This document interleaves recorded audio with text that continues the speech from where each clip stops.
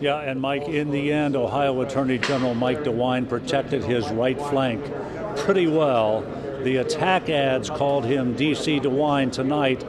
That could have stood for decisively clinched. The 71-year-old DeWine took nothing for granted. He poured millions into the TV ad buys in a bitterly contested battle with Lieutenant Governor Mary Taylor. They went at each other in what some pundits described as a mean-spirited back and forth.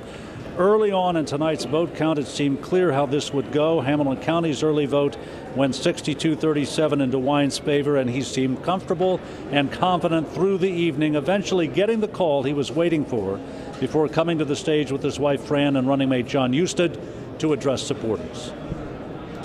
Very nice, generous call from Mary Taylor. She congratulated me, and I congratulate her on running a very tough campaign. You know, I know how tough her campaign was and how she fought, and she's a real fighter, and I admire people who are fighters. What do you tell her supporters who were pretty rabid in their support about her? Well, I think that there's a lot more in common that we have than separates us. We're both conservatives. We both are pro-life. We're both pro-Second Amendment. We both care deeply about this state. A state, of course, that Mike DeWine has served for a long time in Ohio, in the House, as a U.S. Senator, as Lieutenant Governor under George Voinovich, as Attorney General, father of 8, grandfather of 23. He says if elected governor, it won't be a job to him, but a mission. His most immediate political mission is to repair the rupture in Republican ranks. That will be part of his immediate job ahead. He told us earlier that he is confident that healing can begin. Live in Columbus, John London, WLWT News 5. All right, John, thank you. It was an emotional concession speech for Lieutenant Governor Mary Taylor. Less than an hour after polls closing, the GOP governor's race was called for Mike DeWine. Taylor took to the podium, wiping tears from her eyes, thanking her family and friends. And she ended her speech with a message of unity. The lieutenant governor urging everyone in the room to vote for Mike DeWine come November. On the Democratic side, Richard Cordray is the big winner tonight and will be in the general election this fall. Beating out 5 other candidates by more than 40 points, not even close.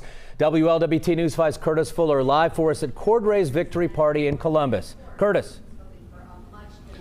Well, you know, Mike and Cherie, the only way to describe this night, just very impressive, is it's really a landslide here, and you can say the gloves are now off for November.